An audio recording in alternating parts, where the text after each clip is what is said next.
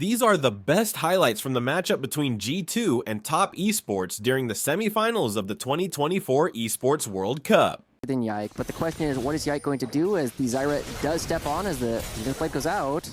Yeah, the door will be held here as Arud could get some big value as the cleanse has to come out and Hansama has to flash as well. Jaculov nearly going down himself, but really trying to exert 10 out of 10 pressure down here in the bottom lane. Lots of pressure coming out, lots of summoner spells invested as well, and Yike just farming up, maintains equality. They should have a very good idea that Yike is in the air, which is why Tian is playing so cautiously at the moment, but with these low health bars, you know a dive is coming. Yeah, the dive will be coming. The flash does come in. That's a nice spell shield. Mako could be in a bit of trouble. First blood does go over to Hansama as it does get traded back here over to Tian.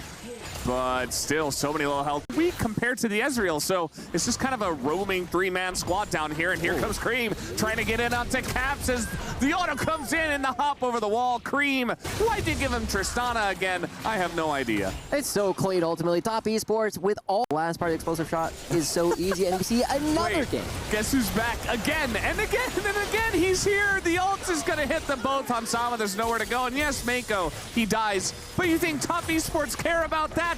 The answer is no. They get 2 kills, and they get this Ezreal. Moving down, can go for the dragon, but can also just go for a Hansama, and as soon as you see a Hansama back away, well, the answer becomes very easy. Just pick up this dragon, make sure you get a trade on the map. And like you said, this Infernal Dragon is going to benefit so many of the members here of Top Esports, every single one of them loving the extra adaptive force that you get. Yeah, it's going to feel great for them. I mean, you feel a little bit bad that Tristana isn't getting Void Grubs. She is one of those champs that really does love them, but at the end of the day, you know, maybe you can pick up a...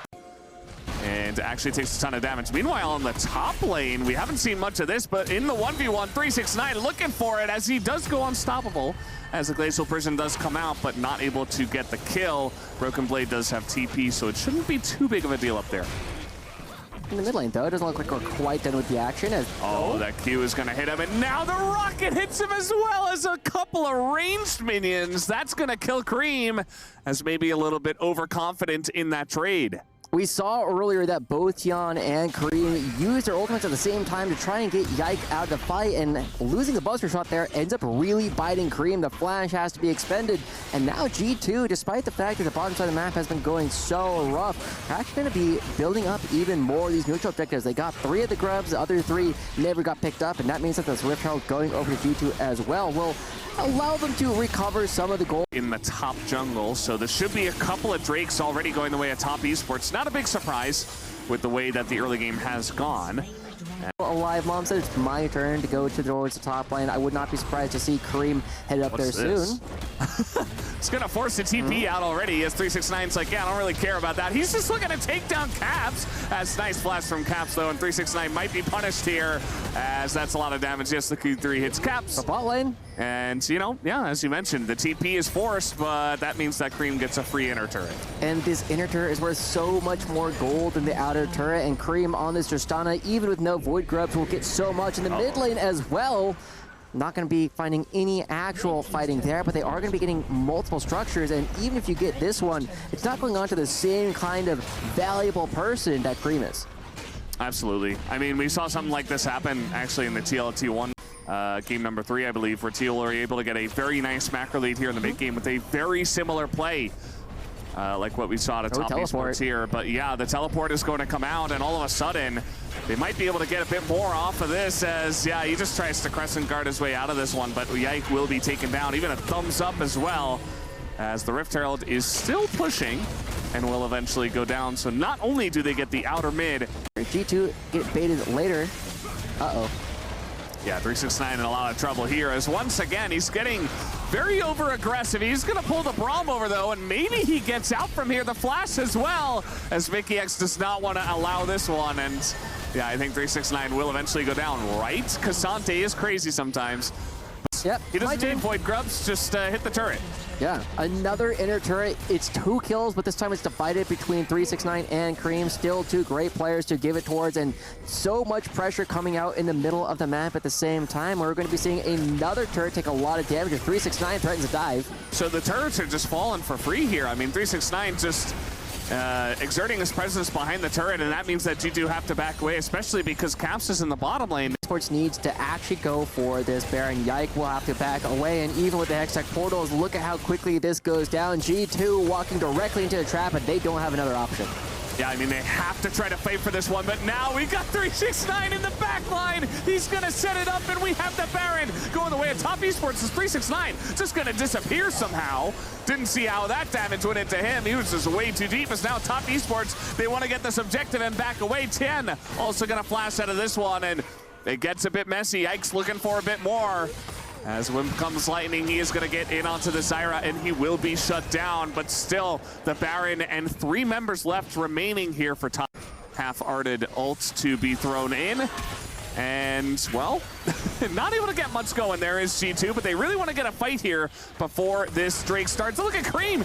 He's just in the top side. His Broken Blade also going to miss his ult, and now they're losing an inhibitor turret. That is brutal, and they're not even done. Top Esports just doing whatever they can to make sure that G2 are still here. Cream still wailing away on the inhibitor. Caps will get there to try and do something, but I think Cream wins that 1v1. It's just insane. How many turrets Cream has taken down by himself, as now we have the TP coming in. The rocket jump to try to get away as Cream is totally fine. He hops away again. No. And here we got a Cassante in the backline, and that is never a good sign for the enemy team as Cream is being isolated by G2. They finally take down that pesky Yordle that is Tristana. But I have a feeling they're not going to be taking out this game as, oh God, that was a huge one. And now we got 369 just chasing him down. Not much of a Sama to get out of this one. He's got a blast clone and a dream. Oh, wow. That is just so troll. And he is going to get away for now, as 369 is still chasing him. But, yeah, Baron buff is also going to expire. Top Esports having a bit of fun as they're taking down a lot of objectives still in this one. As finally... No? Okay, never mind. Wow. Just kidding. He actually got out of that. I mean, congrats to Hansama on living. He does have 2.5 items to his name, but while all that chasing was happening, Jackie Love was also taking the mid lane inhibitor turret, getting even more pressure there. And so Top Esports will reward themselves after all is said and done with the Hextech Soul Yike on the right side of the map, but nowhere near close enough, and that is going to be and the Sivir, so they can stall things out rather effectively as long as Top Esports does not have the Baron, and we are seeing a little bit of that every time Hansama steps up to the wave. Does take a chunk out of Jackie Love, and this wave, all right, they're gonna try to get down on a Mako, and they do a great job of that. Nicely done by G2. Meanwhile, Cream is just in mid, and he's gonna get another free objective here, another free building as down goes Yike. Almost just frustrated, throwing himself. It's going to be pretty huge by the end of this one. It is a trade 1-for-1, but it's only the support of Top Esports that goes down, and Top Esports will not stop there. They have this massive Ezreal who is just chunking people down as finally Cream decides, okay, I'm going to try to kill some enemy champions. Might as well, as he is going to Guma Stomp on everyone on the side of G2. And this game number 1 is over very heavily in favor of Top Esports as they take down the Nexus.